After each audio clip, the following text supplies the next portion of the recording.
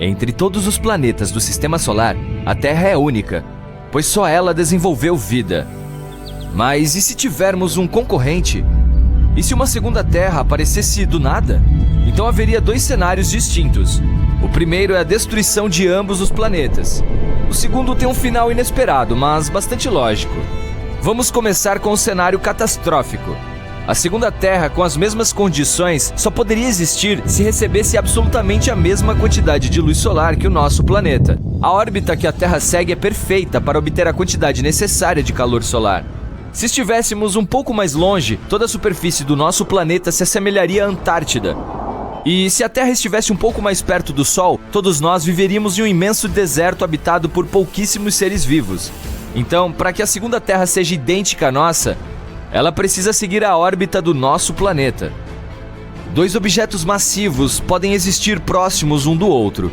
A união da Terra e da Lua é um grande exemplo disso. Mas, se o segundo objeto fosse tão pesado e enorme quanto o nosso planeta, não haveria espaço suficiente para ambos.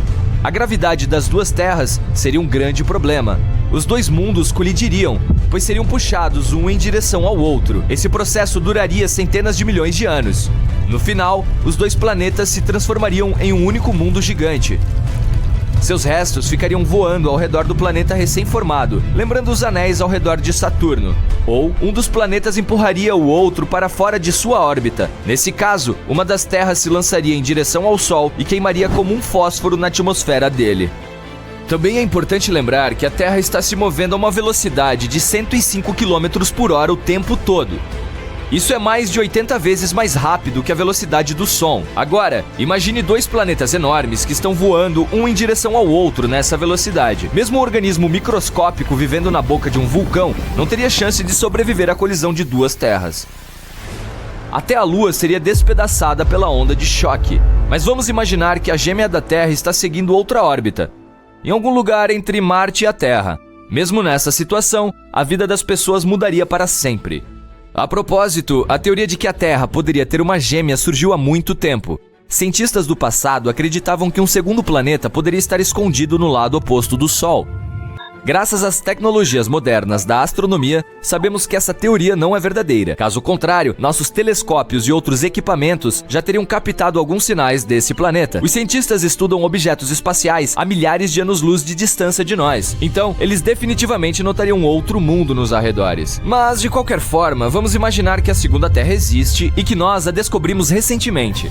Todo o campo da astronomia e da astrofísica recebe imediatamente centenas de bilhões de dólares em financiamentos. O estudo da gêmea da Terra se torna uma meta prioritária para as pessoas.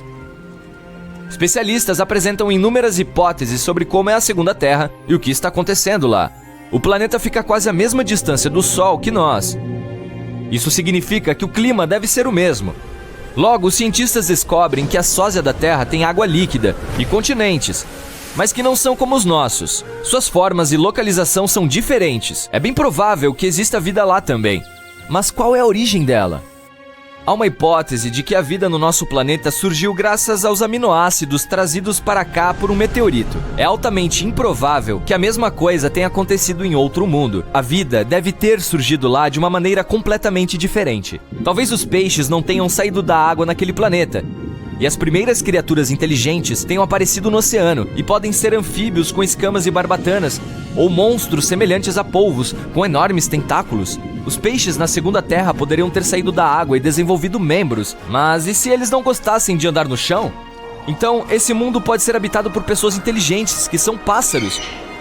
Ou a vida poderia ter se originado nas profundezas do solo. Então, a evolução teria gerado toupeiras humanoides ou vermes altamente desenvolvidos.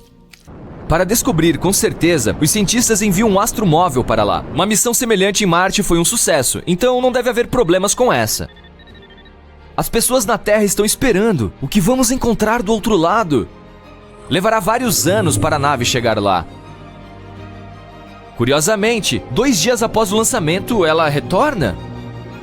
Mas essa não é a nossa sonda espacial. Durante todo esse tempo, os habitantes da segunda Terra também observavam nosso planeta. Em dado momento, também enviaram uma sonda que é feita dos mesmos materiais que a nossa. Ela tem uma câmera e um dispositivo para gravação. Mas as pessoas estão preocupadas, porque o astromóvel se parece com uma aranha mecânica. Será que nesse mundo vivem tarântulas gigantes? Os cientistas entenderam que precisamos nos comunicar. Enviamos aos nossos visitantes um sinal de rádio com algumas informações sobre nossa civilização. Eles pegam essa mensagem e enviam a deles, com símbolos estranhos que lembram rabiscos. Linguistas de todo o mundo estão tentando decifrá-la. Enquanto isso, os astrônomos enviam aos visitantes uma gravação da fala humana.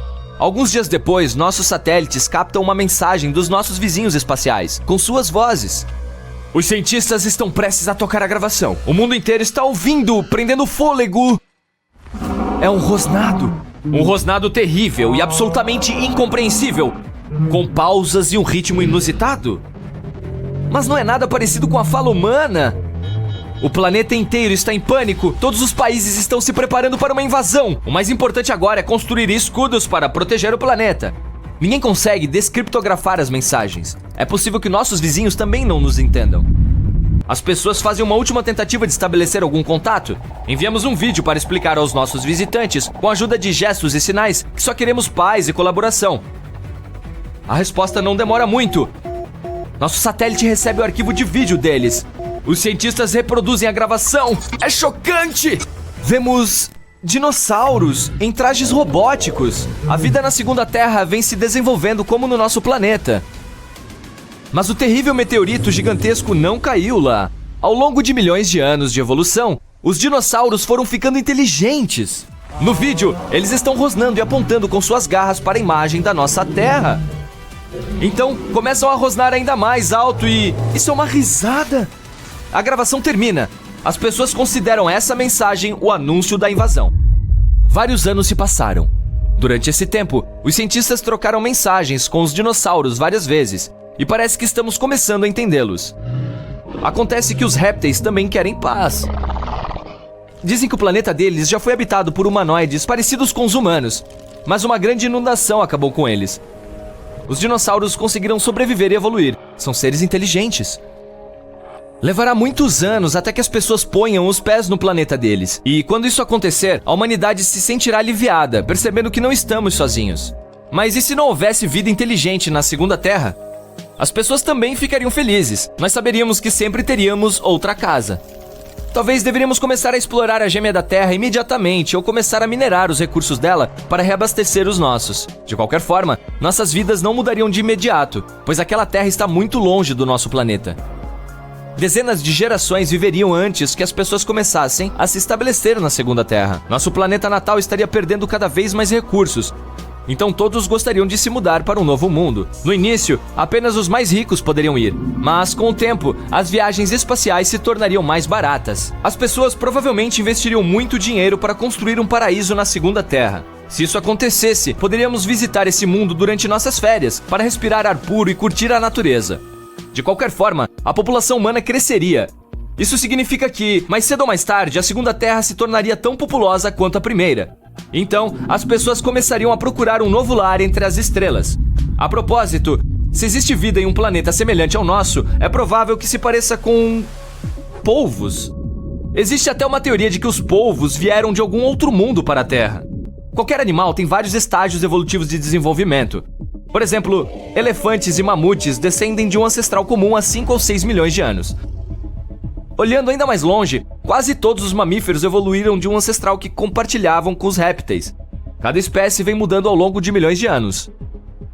Mas não os polvos. De repente, eles apareceram em uma árvore genealógica. Do ponto de vista da evolução, as lulas teriam que evoluir para polvos daqui a milhões de anos. Mas veja, elas já estão aqui.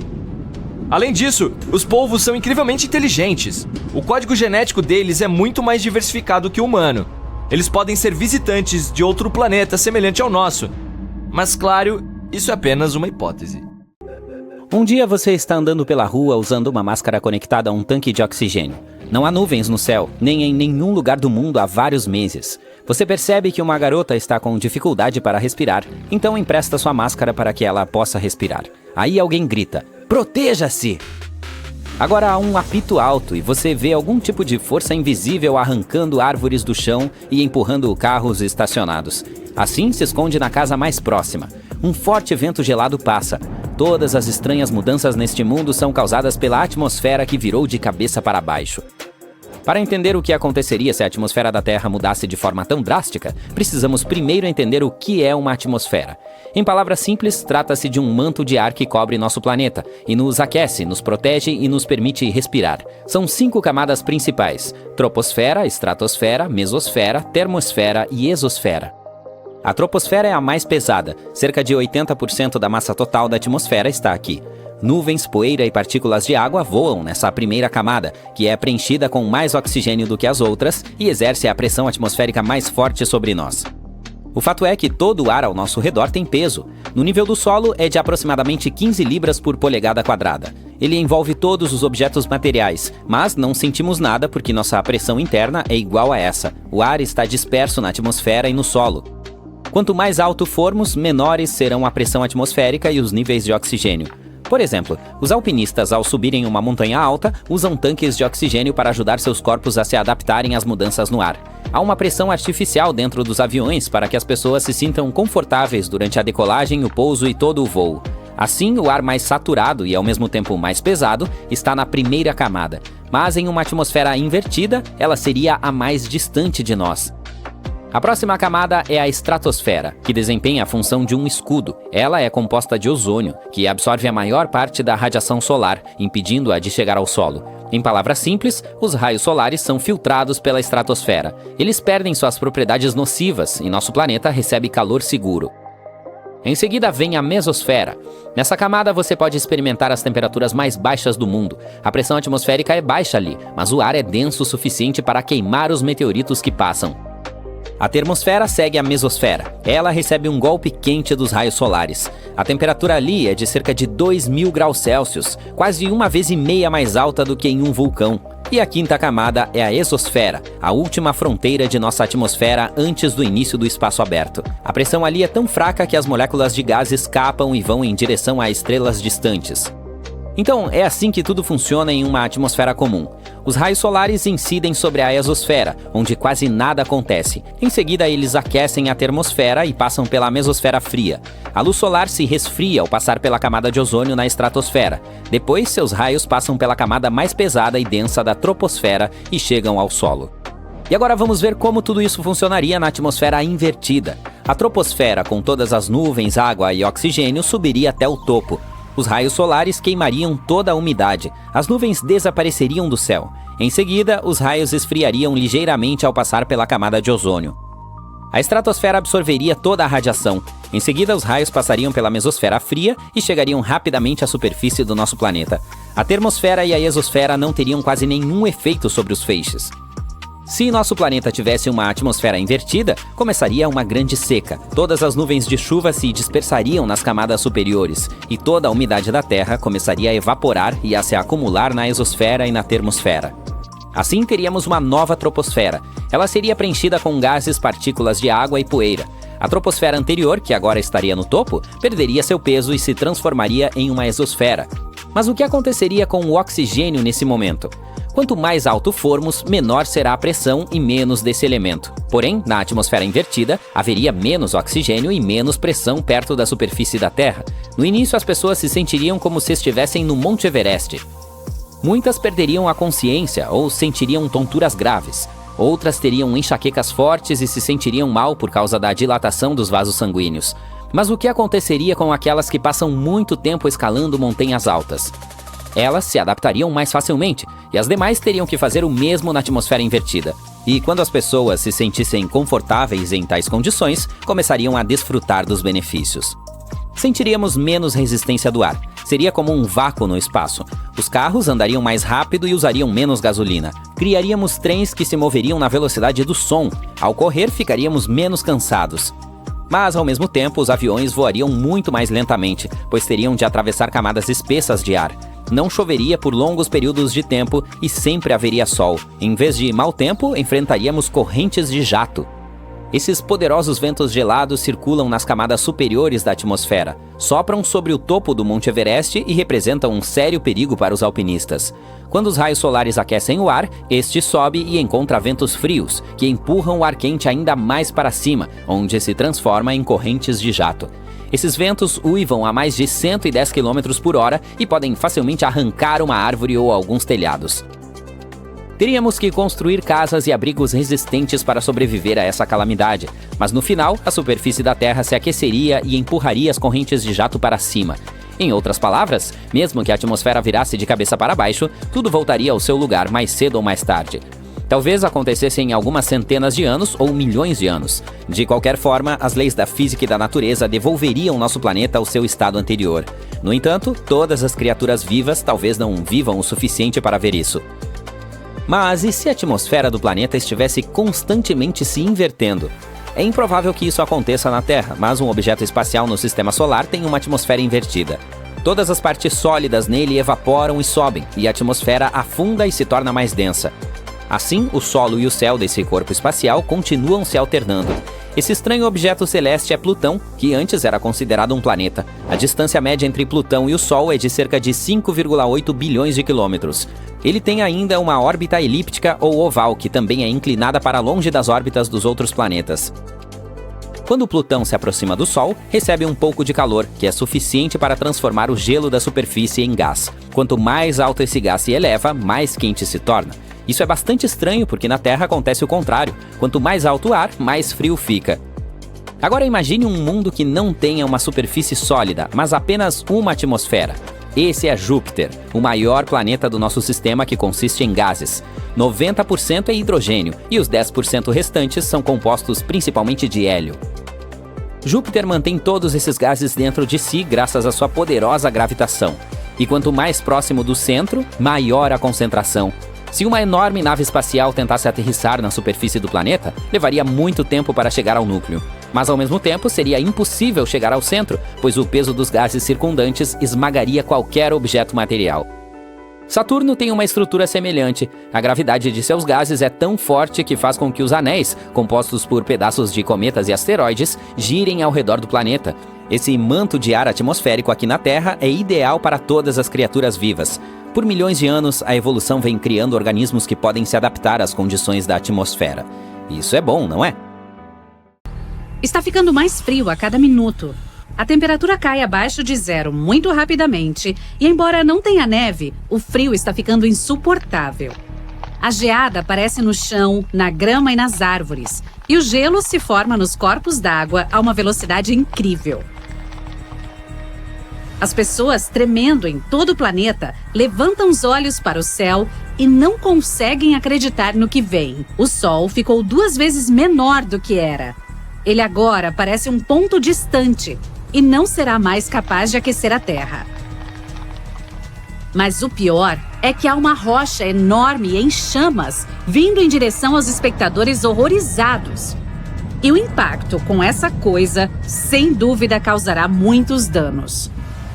Ok, vamos voltar à nossa realidade objetiva. A Terra está exatamente no melhor ponto do nosso sistema solar. Ela não fica nem muito perto, nem muito longe do Sol, tornando a temperatura em nosso planeta não apenas tolerável, mas também agradável. Os cientistas costumam chamar Vênus, o segundo planeta a partir do Sol, de o gêmeo do mal da nossa Terra, pois é tão quente e inóspito que nenhuma vida é possível nele. Claro, existem nuvens espessas na atmosfera dele, e o ácido da chuva e os gases de efeito estufa elevam a temperatura na superfície para números insuportáveis. Mesmo que Vênus não tivesse esses elementos, nada ainda seria capaz de viver lá por causa da proximidade do Sol. Se houvesse água líquida, ela evaporaria muito rapidamente, deixando a vida sem chance de se desenvolver.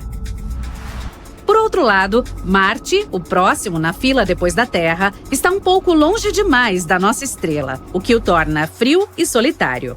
A temperatura em sua superfície é abaixo de zero e nunca aquece o suficiente para que a água permaneça líquida por muito tempo. Isso sem mencionar a falta de atmosfera no planeta vermelho, o elemento que fornece à Terra ar respirável. Portanto, se nos aproximássemos ou nos afastássemos do Sol, a temperatura aqui aumentaria ou diminuiria respectivamente. Algumas centenas de quilômetros não fariam muita diferença. Nossa circulação em torno do astro-rei é irregular de qualquer maneira, e constantemente nos aproximamos ou nos afastamos um pouco dele. A distância que importaria é medida em milhões de quilômetros. E sim, Assim como mostrei no início deste vídeo, veríamos o Sol muito menor do que agora se fôssemos tão longe. As temperaturas podem não cair no momento exato da mudança, pois ainda haveria algum calor, mas no inverno seguinte, nosso planeta provavelmente permaneceria frio para sempre. Os oceanos seriam cobertos de gelo e o nível geral do mar cairia.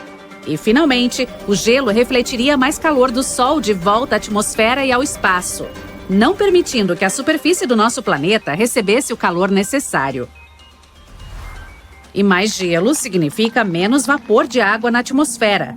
Esse vapor também captura o calor, criando nuvens. Então, quanto mais frio, menos chuva.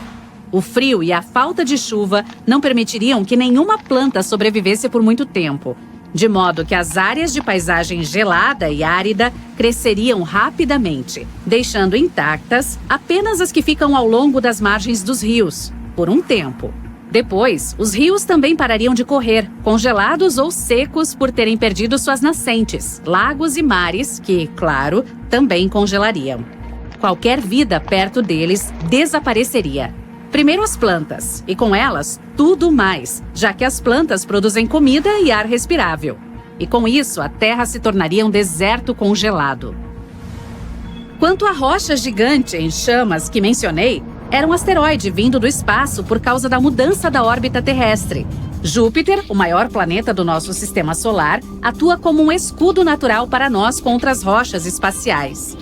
Ele tem uma massa enorme e a maioria dos asteroides lançados do espaço é pega pela gravidade dele e cai na superfície do planeta. Não é possível a vida ali e sua superfície é gasosa, então os asteroides tendem a desaparecer sem deixar vestígios. Ainda assim, alguns conseguem passar por Júpiter, então Marte entra em cena. E também contribui para a nossa defesa, mantendo o cinturão de asteroides entre ele e Júpiter no lugar. A massa combinada dos dois planetas cria um campo gravitacional que não permite que os asteroides do cinturão voem em direções aleatórias, atingindo tudo pelo caminho. Se não houvesse Marte entre nós e o cinturão, estaríamos quase tão acostumados com as chuvas de meteoros quanto com as chuvas habituais. Digamos que a Terra substituiu Marte em sua órbita e agora estamos a centenas de milhões de quilômetros mais distantes do Sol. A massa dos dois planetas é mais ou menos parecida, então o cinturão de asteroides ainda está em seu lugar. Porém, as temperaturas ainda cairão e a vida logo será extinta. Mas se Marte ficasse onde está e a Terra simplesmente se afastasse, seria a receita para um desastre. Não há chance para que os planetas orbitem o Sol na mesma velocidade, porque a massa não é igual. Em algum momento, eles colidiriam um com o outro. Levando em conta a velocidade, rachariam e se partiriam, talvez criando outro cinturão de asteroides no nosso sistema solar. Não seria mais esperançoso para nós se a Terra decidisse pular para mais perto do Sol. Além de a estrela parecer mais uma bola gigante e impiedosa no céu, seu calor derreteria nossas geleiras, fazendo o nível dos mares subir abruptamente. A água inundaria a maior parte dos continentes e mais superfícies seriam cobertas pela água, o que significaria mais absorção de calor. Isso traria mais um aumento na temperatura. Além disso, esses grandes corpos de água evaporariam loucamente, liberando toneladas de vapor de água e dióxido de carbono na atmosfera. O dióxido de carbono é um gás de efeito estufa que absorve calor, assim como o vapor de água. Juntos, eles prenderiam cada vez mais o calor do Sol, formando nuvens espessas e turbulentas no céu, quase como em Vênus, só que sem o ácido. E esse manto espesso de nuvens também contribuiria para aquecer a superfície do nosso planeta. No final, a Terra inteira se aqueceria tanto que a vida na superfície se tornaria insuportável para a maioria. Apenas as criaturas mais resistentes seriam capazes de sobreviver a temperaturas tão altas. Aquelas que habitam nossos desertos, por exemplo. Apesar das chuvas, que não cessariam como no cenário de frio, as plantas ainda teriam dificuldade de se adaptar aos ambientes novos e quentes. As das regiões mais frias do planeta seriam as primeiras a murchar e desaparecer. Depois, as de climas moderados. E, finalmente, as tropicais também não suportariam. E mais uma vez, a Terra se transformaria em uma bola de rocha estéril, só que desta vez superaquecida em vez de congelada. A distância do nosso planeta até o Sol, nossa inclinação, velocidade de rotação em torno do próprio eixo, a órbita em torno da nossa estrela e até mesmo a presença da Lua. Tudo isso é crucial para a existência da vida aqui. Por exemplo, se a Terra não estivesse inclinada em relação ao Sol, seria insuportavelmente quente no Equador e incrivelmente fria nos polos. As estações também não mudariam, dividindo o nosso mundo em faixas de verão e inverno sem fim. Ele é aquecido uniformemente de todos os lados com a inclinação e rotação atuais, como se fosse um churrasco. E se vira para o Sol, com um lado para se aquecer, enquanto o outro esfria durante a noite. Se não houvesse mudança de noite e dia, provavelmente só viveríamos em algumas áreas, onde haveria um crepúsculo constante e interminável. Imagine nossa vida sem aqueles belos amanheceres e entardeceres. Talvez seja melhor deixar tudo como está, né? Em nosso bom e velho planeta Terra, a água está em toda parte. Não apenas nos oceanos e mares, mas também na atmosfera, no solo e em nós mesmos. Ela cobre até 71% da superfície do nosso planeta. Parece que nosso planeta deveria ter sido chamado de água e não de terra. Mas o que aconteceria se a água e a terra fossem distribuídas igualmente? E se metade do planeta fosse terra e a outra metade fosse água? Vamos descobrir. Antes de mais nada, vamos discutir o que queremos dizer com igualmente. Apesar de tudo que foi mencionado, na verdade não há tanta água em nosso planeta. Sim! Se juntássemos tudo em uma gota gigante, ela seria um pouco maior do que o tamanho dos Estados Unidos. E toda essa quantidade de água corresponderia a apenas 0,02% da massa total da Terra. Portanto, todas essas profundezas oceânicas inexploradas são basicamente nada. E agora imagine se mudássemos a composição de nosso planeta, nivelando o volume de água e terra. O que aconteceria então? Teríamos um planeta oceânico muito assustador. Esse planeta pareceria um oceano sem limites. É muito improvável que você encontre até mesmo um par de pequenas ilhas nele. E se você as encontrasse, elas provavelmente seriam o topo de enormes montanhas subaquáticas. Esse mundo seria praticamente inabitável. Se você estivesse na superfície, não seria capaz de ver o sol ou qualquer outra coisa no céu. Você não saberia que horas do dia são ou onde exatamente você está. Tudo isso por causa da neblina e das nuvens incrivelmente espessas. Esse tipo de clima seria permanente em um planeta como esse. Além disso, você não saberia nem mesmo onde termina a neblina e começa a água. Tudo isso porque a umidade seria muito alta. Mas será que ainda haveria vida? Talvez dentro do próprio oceano? Infelizmente, isso também é bastante improvável. Veja bem, para chegar ao fundo desse oceano, você teria que nadar verticalmente para baixo não por várias horas, mas por vários dias. E mesmo após essa jornada, você ainda não veria o fundo.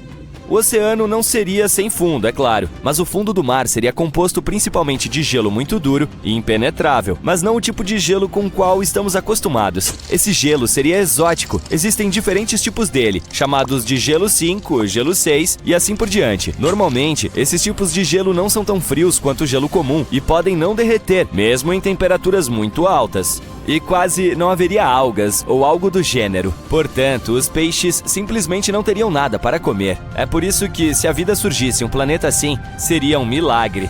Essa vida teria que suportar uma pressão de mais de 20 mil atmosferas terrestres. Mesmo os monstros mais horríveis da Fossa das Marianas não seriam nada em comparação com as criaturas que você encontraria nesse planeta oceânico.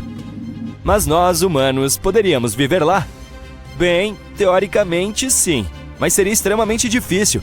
Poderíamos criar algo como estações subaquáticas gigantes, mas ainda teríamos milhares de problemas, onde conseguir comida e outros recursos, como consertar as coisas e assim por diante. Portanto, isso estaria longe de ser a melhor opção. Ok, agora sabemos que um planeta oceânico não parece muito cativante. Que tal outra opção?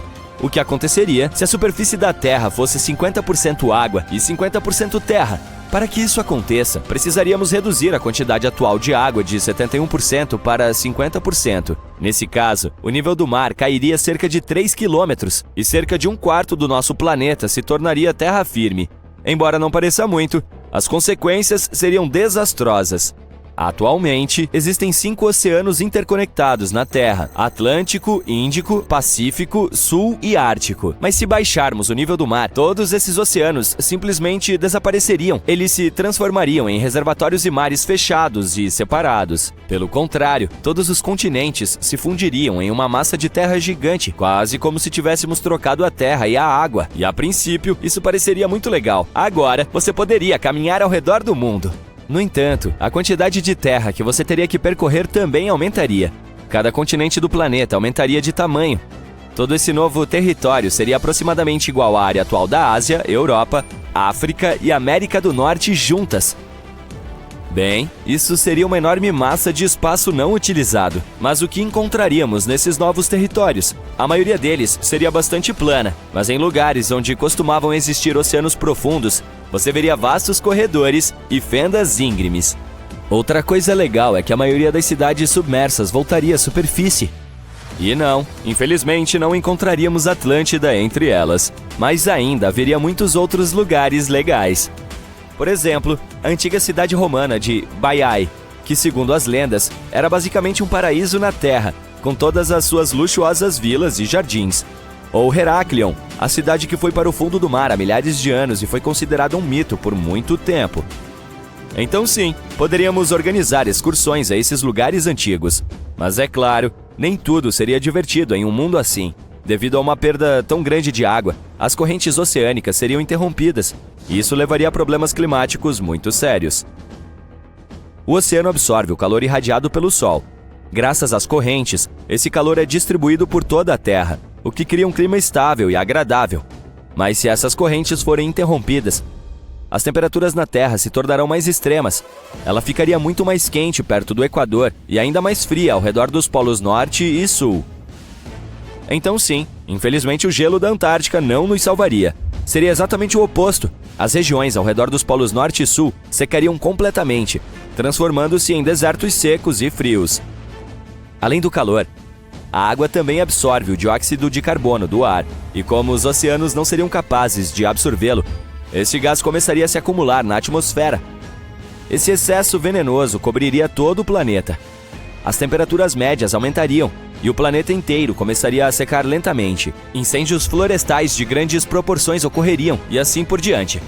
Parece familiar? Para piorar a situação, não haveria nada para apagar esses incêndios, porque, você sabe, as chuvas não podem se formar do nada. Então sim, os níveis de precipitação cairiam, e isso levaria a secas perigosas. Teríamos uma série de novos desertos em todos os continentes. Apesar de obtermos todos esses novos territórios, é improvável que possamos, de alguma forma, construir novas cidades e vilas lá. Muitos deles seriam inabitáveis, não apenas porque muitas florestas e plantas desapareceriam, mas também porque a maioria dos animais migraria para lugares mais agradáveis.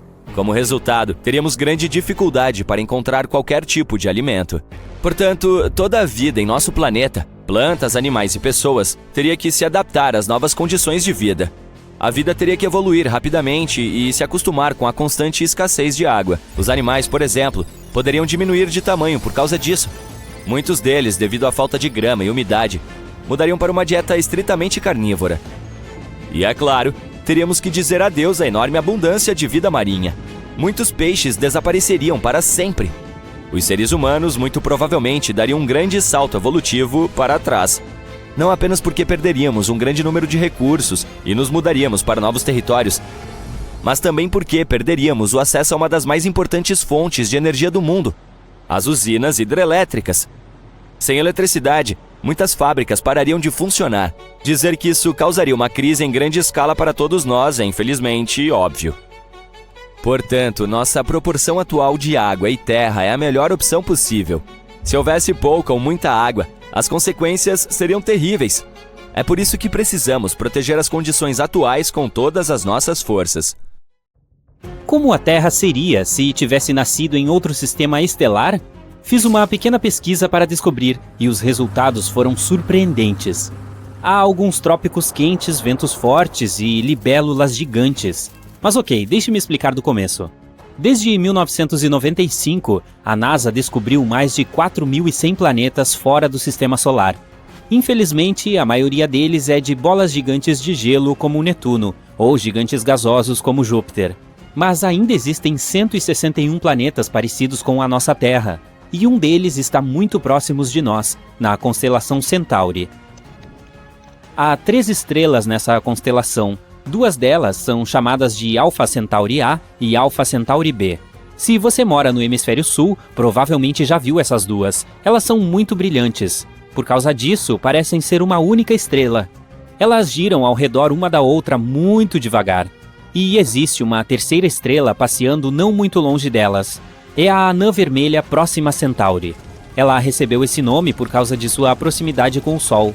Essa estrela é a mais interessante de todas, então vamos falar mais sobre ela. A Próxima Centauri fica a apenas 4 anos-luz e meio de distância de nós.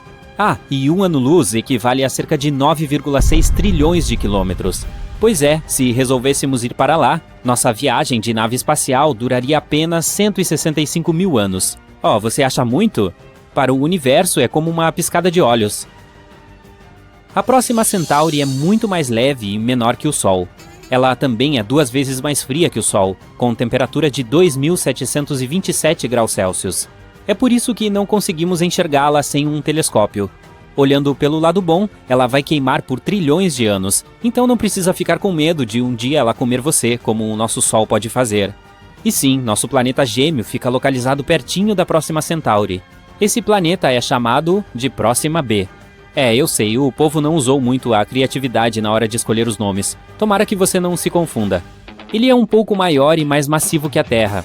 Esse planeta fica localizado na zona habitável da Próxima Centauri. Isso significa que pode haver água e até alguns micro-organismos lá. Sim, é possível que algum dia encontremos vida por aquelas bandas. Mas por enquanto não sabemos muito sobre esse planeta misterioso. Ele provavelmente é rochoso, assim como nossa Terra, e tem uma paisagem parecida. Mas tudo isso não passa de teorias. Quem sabe o que o universo pode aprontar com a gente? Seria um desperdício voar 165 mil anos para se deparar com um pedaço gigante de gelo ou algo do tipo. Felizmente, é provável que não teremos que esperar tanto assim. Nossos gênios estão desenvolvendo uma tecnologia que permitirá que nos movimentemos a uma velocidade próxima da velocidade da luz. Se eles conseguirem, poderemos chegar à Próxima B em apenas 20 anos. De qualquer forma, este vídeo não é sobre a Próxima B. É sobre o que aconteceria se a vida tivesse surgido não no nosso sistema solar, mas na Alpha Centauri. E se estivéssemos orbitando a Próxima Centauri, ou as outras 2 estrelas? Então agora vamos imaginar que a Terra entrou no lugar da Próxima B. Vou chamar esse novo planeta de Nova Terra.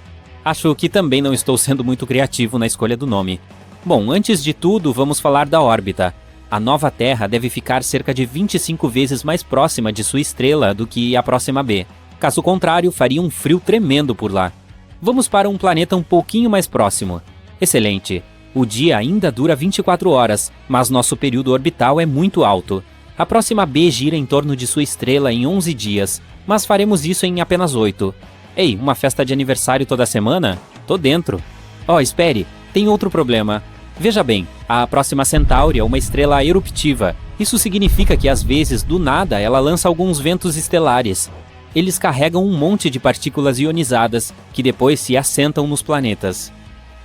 Nosso Sol também faz isso, mas a Próxima Centauri tentaria nos eliminar com 2.000 vezes mais força do que o nosso Sol. Então os níveis de radiação são fora do comum, para dizer o mínimo. Não se preocupe, de boas. Tudo o que precisamos é de campos magnéticos poderosos. Eles nos ajudarão a criar uma atmosfera muito espessa que nos protegerá dos ataques da Próxima Centauri. Então, agora o clima será muito quente. Ou não. Temos mais um problema. Cientistas ainda não têm certeza sobre como exatamente os planetas da Próxima Centauri giram ao redor dela. E se eles estivessem acoplados por maré como a nossa Lua? Aí um lado da nova Terra seria escaldante como uma panela de gordura, enquanto o outro lado seria repleto de desertos congelados. Tudo bem. Encontraremos um lugarzinho intermediário. Eu jamais imaginei que diria isso, mas nesse caso a temperatura seria amena no Polo Norte. Se tivermos sorte no processo de rotação, teremos um planeta aconchegante com temperatura amena. A média é de cerca de 21 graus Celsius e não haverá nenhuma variação extrema. Na Nova Terra teremos muito mais água.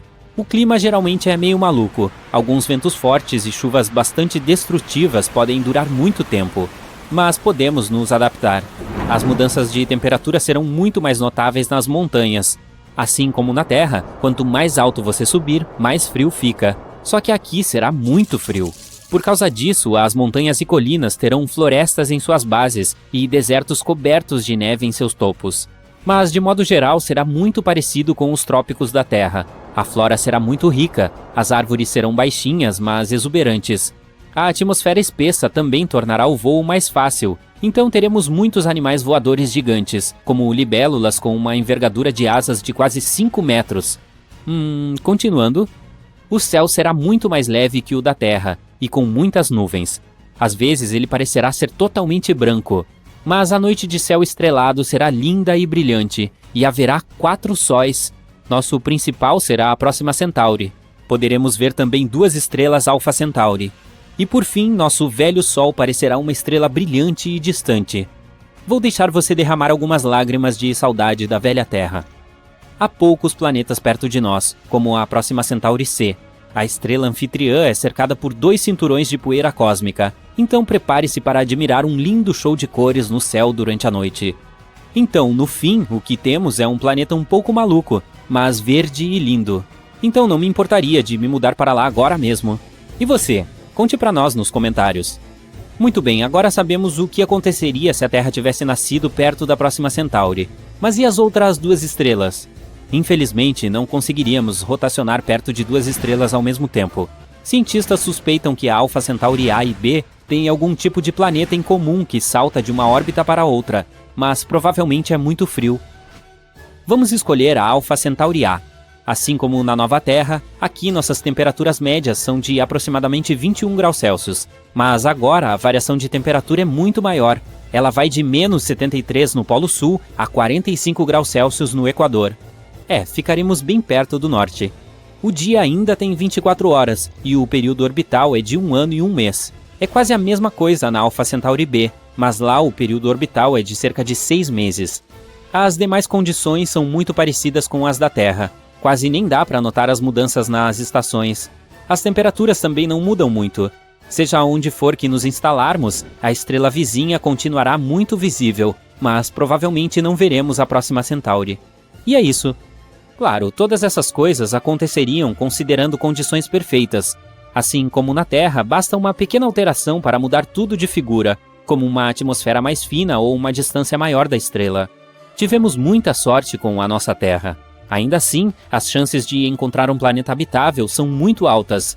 Mesmo com algumas dificuldades, teremos cerca de 15 milhões de planetas em nosso universo onde poderemos buscar vida.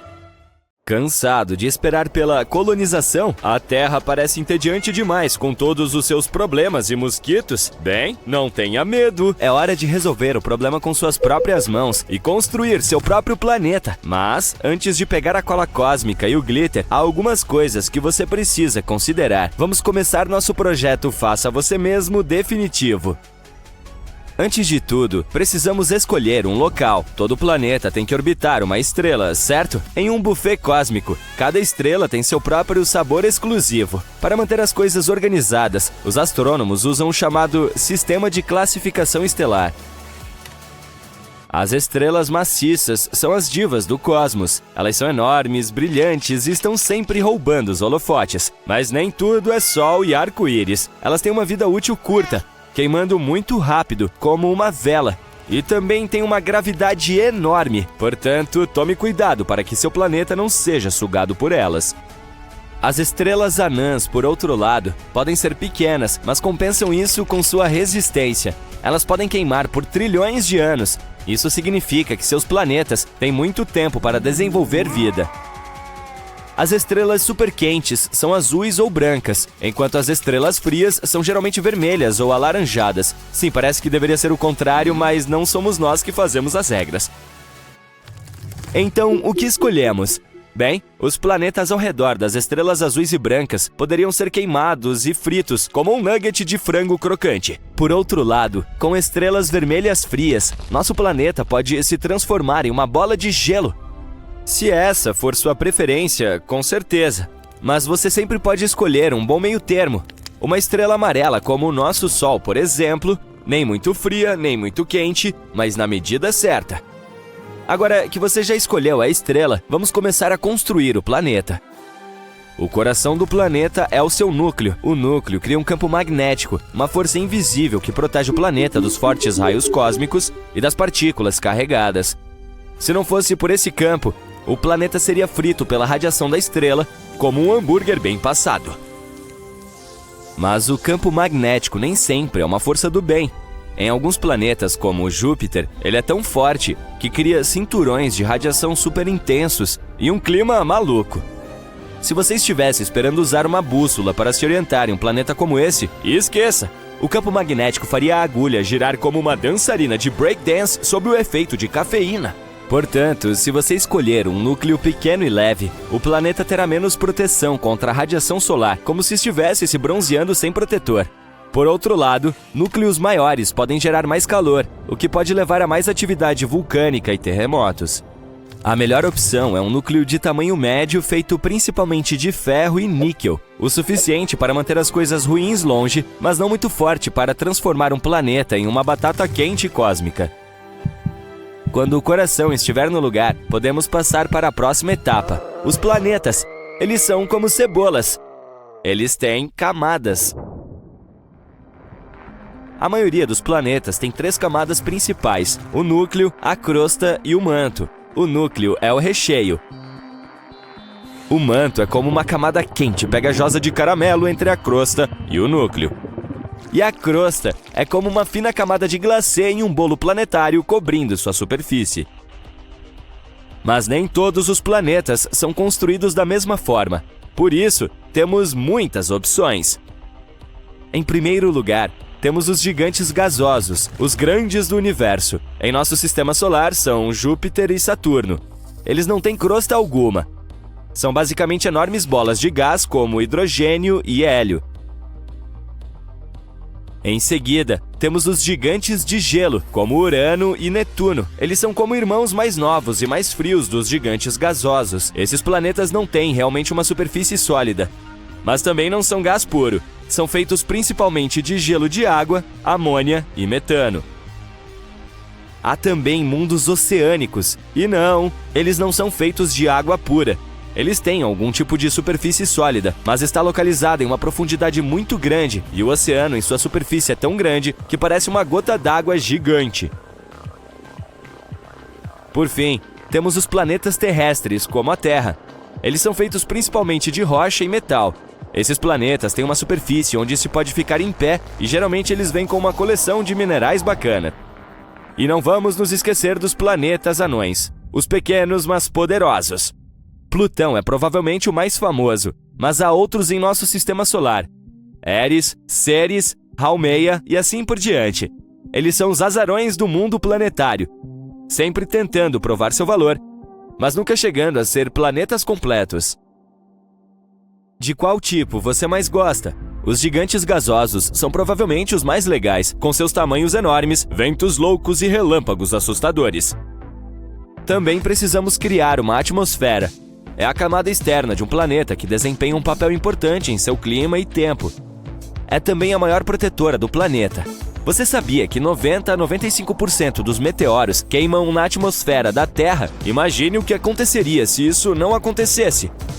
Atmosferas densas e nebulosas, como as encontradas em lugares como Vênus, têm camadas espessas de dióxido de carbono e ácido sulfúrico. Em outras palavras, não se trata de um planeta, mas de um forno. É tão quente que você poderia cozinhar uma pizza em sua superfície em pouco tempo, e você mesmo seria cozido.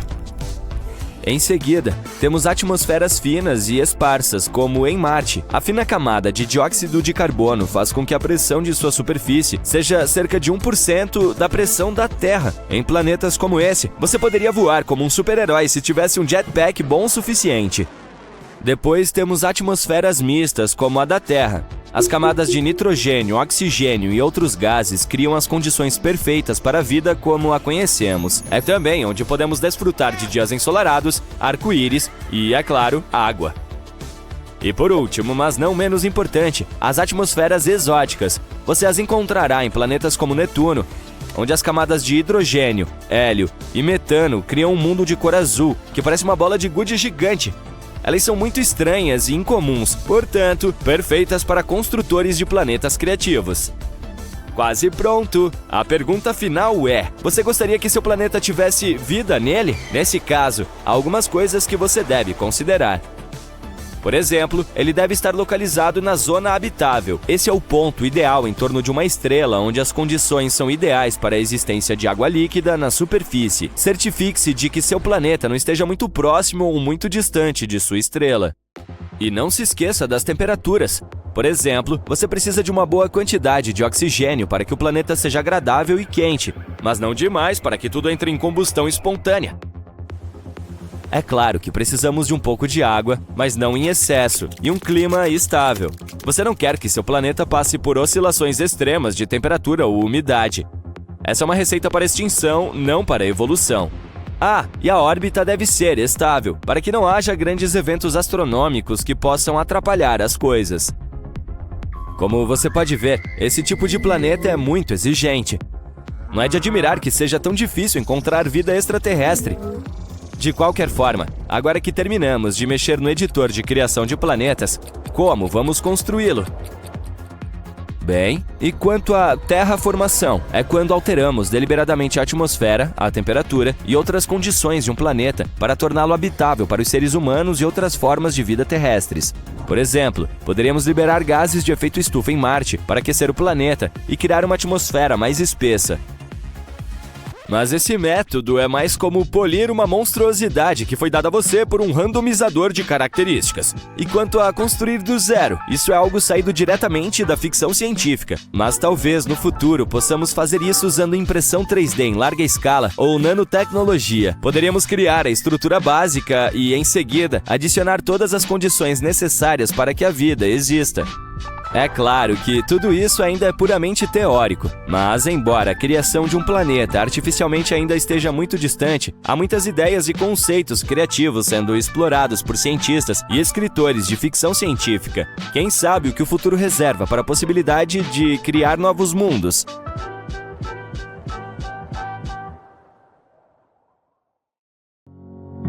Imagine um planeta em que cada respiração sua eletrifica seu corpo como uma dose de café expresso. O céu acima de você tem um tom intenso de azul, enquanto árvores colossais se estendem em direção aos céus, com suas folhas verdes vibrantes crescendo em um ritmo surpreendente. O exercício diário se torna uma emoção sem igual. Com a abundância de oxigênio, você vira uma versão superpotente de si mesmo. Correr parece fácil enquanto você se lança pela paisagem, levantando pesos que normalmente pareceriam impossíveis. É como se o próprio mundo estivesse infundido com uma onda de energia.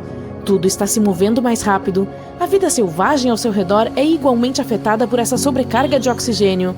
Os animais percorrem a Terra em proporções majestosas. Suas estruturas maciças são impulsionadas pela velocidade e agilidade.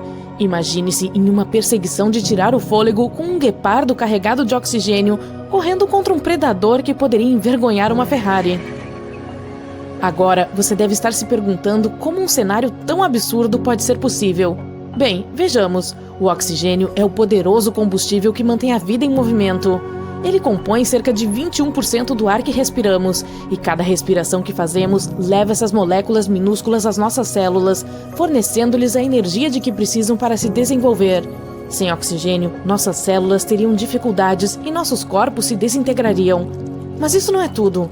O oxigênio é um superstar que funciona para todos os tipos de seres vivos, desde pequenas bactérias até elefantes gigantes. Ele é importante até mesmo debaixo d'água, onde enriquece os oceanos. Criaturas incríveis como o plâncton e algas produzem muito oxigênio, criando um mundo subaquático próspero. Mas para entender completamente o impacto dos altos níveis de oxigênio no planeta, prepare-se para uma viagem no tempo. Recentemente, os cientistas fizeram uma descoberta surpreendente. Eles testaram rochas de 2 lugares diferentes que estavam muito distantes um do outro. E dá para acreditar? Essas rochas continham pequenas bolsas de gás que mostravam como os níveis de oxigênio aumentaram em quase 1/3 em um período muito curto. Era como um sopro de ar fresco. Então, eles estudaram essas rochas e descobriram que os níveis de oxigênio naquela época eram muito mais altos. Imagine paisagens exuberantes, florestas imponentes e pântanos gigantescos que se estendiam até onde você podia ver. Durante o período carbonífero, o oxigênio dominava a atmosfera em impressionantes 20%, exatamente como hoje. Mas, nos 50 milhões de anos seguintes, seus níveis subiram para incríveis 35%. Você consegue imaginar o que isso fez? Com o aumento do oxigênio, algo incrível aconteceu. Enormes florestas cresceram por toda a Terra, criando um mundo verde de tirar o fôlego. E enormes pântanos tomaram conta das áreas baixas, fazendo com que a paisagem parecesse surreal e de outro mundo. Ao mesmo tempo, os níveis de dióxido de carbono caíram. Normalmente, quando as coisas se decompõem, os micróbios liberam dióxido de carbono no ar. Esse gás age como um cobertor quente, retendo o calor do sol e elevando as temperaturas. Mas nos misteriosos pântanos onde essas plantas gigantescas estavam enterradas, os micróbios não conseguiam fazer seu trabalho. O resultado? O planeta ficou muito frio. Quem ia imaginar que um sopro de ar fresco poderia ter tal poder? Os cientistas ainda estão tentando descobrir por que isso aconteceu, mas uma coisa é certa, não estava acontecendo apenas em um lugar, foi um fenômeno mundial. Era como se o planeta estivesse fazendo um jogo engraçado com o clima. Mas vamos nos antecipar ainda mais. Vemos os primeiros dinossauros da América do Norte fazendo sua grande entrada. Foram os altos níveis de oxigênio que deram um grande impulso ao surgimento dos poderosos dinossauros na América do Norte e além. Imagine os trópicos repletos de criaturas magníficas e gigantescas. Obviamente, os dinossauros não apareceram do nada. Eles se aproveitaram de um ambiente em transformação que era perfeito para sua evolução. Os níveis de oxigênio desempenharam um papel importante nessa festa dos dinossauros. À medida que os níveis de oxigênio aumentavam, também aumentava o tamanho dessas incríveis criaturas.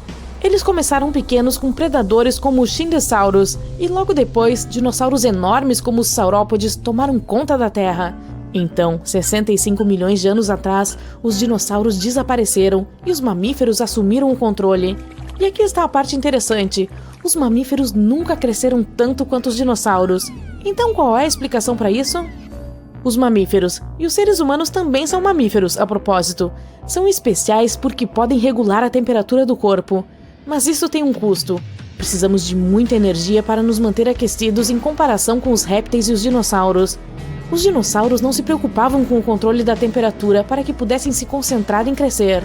Os maiores dinossauros eram 10 vezes maiores do que os maiores mamíferos. É como um jogo. Tudo que você pode fazer, eu posso fazer 10 vezes maior. Os dinossauros podem ter tido limitações semelhantes em seus tamanhos, mas elas eram muito menos rigorosas. Antes da extinção dos dinossauros, os mamíferos eram muito pequenos. Muitas espécies de mamíferos desapareceram com os dinossauros, mas os sobreviventes tiraram proveito do ecossistema aberto e rapidamente se diversificaram em vários tamanhos de corpo. Entretanto, após 42 milhões de anos de crescimento, os mamíferos atingiram um patamar de tamanho. Isso aconteceu em todos os continentes, provavelmente por causa da temperatura e da área de terra. Os ambientes mais frios permitiram que os mamíferos crescessem mais. O equilíbrio entre o tamanho do corpo e o calor tornou-se um desafio. A área de terra também desempenhou um papel importante na manutenção de grandes populações. Mas tornar os animais maiores não é a única coisa que o oxigênio elevado pode fazer. Esse humilde gás é um verdadeiro pau para toda a obra. Ele também atua como nosso fiel guarda-costas, protegendo-nos dos raios ultravioleta nocivos e de outros perigos do espaço. Sem o oxigênio, estaríamos indefesos contra as ameaças espaciais. O oxigênio também tem um papel fascinante na formação do clima.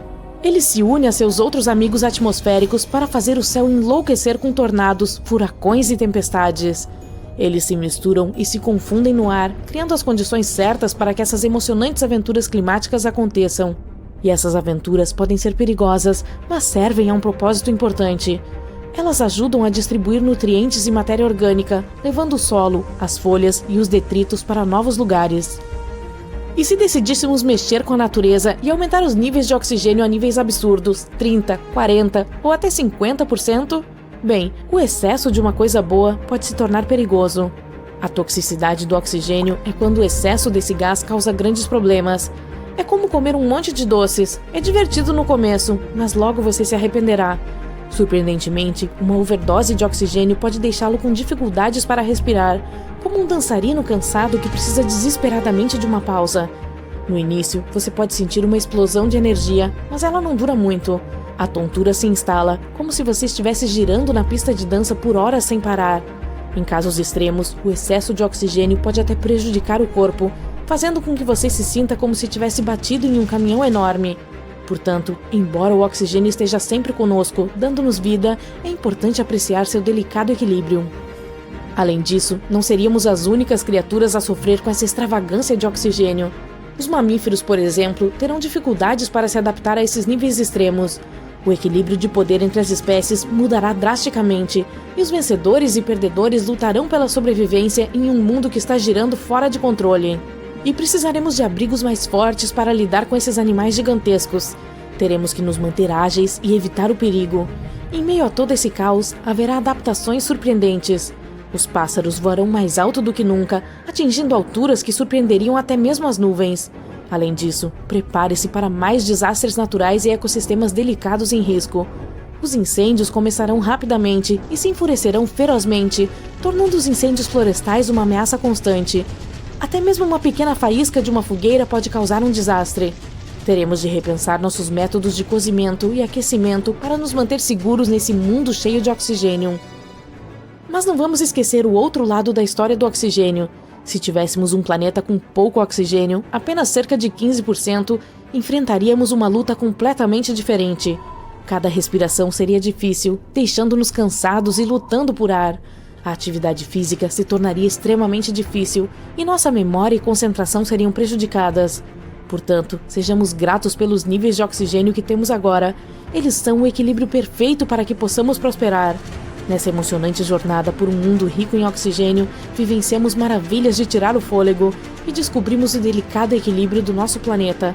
Vamos valorizar a magia de cada respiração, respeitar a interação entre o oxigênio e a nossa existência e abraçar a emoção dessa viagem extraordinária chamada vida.